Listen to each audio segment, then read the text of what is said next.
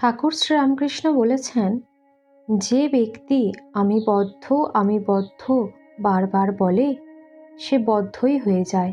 নমস্কার, সঙ্গীতাস অডিও চ্যানেলে আপনাদের সকলকে জানাই স্বাগত।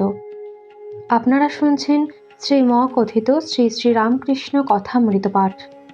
আজ আমরা পাঠ করব শ্রী শ্রী রামকৃষ্ণ কথামৃতের পঞ্চম ভাগের পরিশিষ্ট থেকে ষষ্ঠ পরিচ্ছেদ।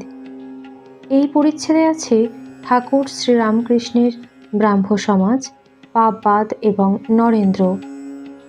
আপনারা মনোযোগ দিয়ে শ্রবণ করুন, আশা করছি ভালো লাগবে। জয় ঠাকুর। শ্রীরামকৃষ্ণ, ব্রাহ্ম সমাজ, নরেন্দ্র ও পাপবাদ। স্বামীজির গুরুদেব ভগবান শ্রীরামকৃষ্ণ বলিতেন, ঈশ্বরের নাম লইলে আন্তরিক তাহার চিন্তা করিলে পাপ পলাইয়া যায়। যেমন তুলোর পাহাড় অগ্নি স্পর্শে পুড়িয়া যায়, অথবা যেমন বৃক্ষে অনেক পাখি বসিয়াছে, হাততালি দিলে সব উড়িয়া যায়। একদিন কেশববাবুর সহিত কথা হইতেছিল। শ্রীরামকৃষ্ণ কেশবের প্রতি বলছেন, মনেতেই বদ্ধ, মনেতেই মুক্ত। আমি মুক্ত পুরুষ, সংসারেই থাকি আর অরণ্যেই থাকি। আমার বন্ধন কি? আমি ঈশ্বরের সন্তান, রাজাধিরাজের ছেলে। আমায় আবার বাঁধে কে? যদি সাপে কামড়ায়, বিষ নাই জোর করে বললে বিষ ছেড়ে যায়। তেমনি আমি বদ্ধ নই, আমি মুক্ত, এই কথাটি রোগ করে বলতে বলতে তাই হয়ে যায়, মুক্তই হয়ে যায়। খ্রিস্টানদের একখানা বই একজন দিলে, আমি পড়ে শোনাতে বললাম। তাতে কেবল পাপ আর পাপ। যে ব্যক্তি আমি বদ্ধ বারবার বলে সে শেষে বদ্ধই হয়ে যায়। যে রাত দিন আমি পাপী এই করে সে তাই হয়ে যায়।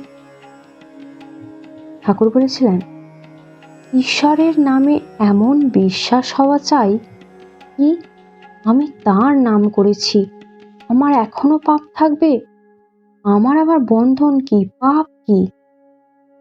কৃষ্ণকিশোর পরম হিন্দু, সদাচার নিষ্ঠ ব্রাহ্মণ। সে বৃন্দাবনে গিয়েছিল। একদিন ভ্রমণ করতে করতে জল তৃষ্ণা পেয়েছিল। একটা কুয়োর কাছে গিয়ে দেখলে একজন লোক দাঁড়িয়ে রয়েছে। তাকে বললে, ওরে, তুই আমায় এক ঘটি জল দিতে পারিস? তুই কি জাত? তখন সে বলল, ঠাকুর মশাই, আমি হীন জাত, মুচি। কৃষ্ণকিশোর বললে, তুই বল শিব আর জল তুলে দে। ভগবানের নাম করলে দেহ মন সব শুদ্ধ হয়ে যায়।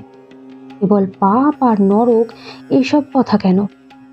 একবার বলো যে অন্যায় কর্ম যা করেছি তা আর করব না, আর তাহার নামে বিশ্বাস করো। স্বামীজিও খ্রিস্টানদের এই পাপবাদ সম্বন্ধে বলিলেন, পাপই কি? তোমরা অমৃতের অধিকারী, সন্স অফ ইমোর্টাল ব্লিস। তোমাদের ধর্মযাজকেরা রাত দিন নরকাগ্নির কথা বলেন, সে কথা শুনিও না। আমেরিকার হার্টফোর্ড নামক স্থানে স্বামীজি বক্তৃতা করিবার জন্য নিমন্ত্রিত হইয়াছিলেন। এখানকার আমেরিকান কনসাল প্যাটারসন তখন সেখানে উপস্থিত ছিলেন, সভাপতির কার্য করিয়াছিলেন। স্বামীজি এবার খ্রিস্টানদের পাপবাদ সম্বন্ধে বলিলেন, যদি ঘর অন্ধকার হয় তাহলে অন্ধকার করিলে কি হইবে? আলো জ্বালো, তবে তো হবে। স্বামীজি পরমহংসদেবের কাছে একটি গল্প শুনিয়াছিলেন, সেই গল্পটি বলিলেন। একটা বাঘিনী একটা ছাগলের পাল আক্রমণ করেছিল, পূর্ণ গর্ভা, তাই লাভ দিতে গিয়ে ছানা হয়ে গেল। বাঘিনীর মৃত্যু হলো। ছানাটি ছাগলের সঙ্গে মানুষ হতে লাগলো, তাদের সঙ্গে ঘাস খেতে লাগলো আর ভ্যাঁ ভ্যাঁ করতে লাগলো। কিছুদিন পরে সে ছানাটি বেশ বড় হলো। একদিন ছাগলের পালে আরেক বাঘ পড়ল। সে দেখে যে একটা বাঘ ঘাস খাচ্ছে আর ভ্যাঁ ভ্যাঁ করছে, আবার তাকে দেখে ছাগলের মতো পালাচ্ছে।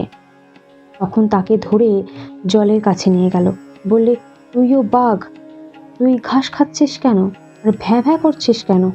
দেখ আমি কেমন মাংস খাচ্ছি, তুইও খা। ওই দেখ, জলে তোর মুখ দেখা যাচ্ছে আমার মতো। বাঘটা সব দেখলে, মাংসেরও আস্বাদ পেলে। এই পাঠে আমরা ঠাকুরের ব্রাহ্ম সমাজ, পাপবাদ এবং নরেন্দ্রের সম্পর্কিত আলোচনা শুনলাম। যদি এই কথামৃত পাঠের অনুষ্ঠান আপনার মনে পৌঁছায়, তাহলে চ্যানেলটি সাবস্ক্রাইব করতে ভুলবেন না। আপনারা নিচের কমেন্ট বক্সে আপনাদের মতামত লিখে জানাতে পারেন। আজ এই পর্যন্তই, দেখা হবে পরের ভিডিওতে। আপনারা ভালো থাকুন, সুস্থ থাকুন।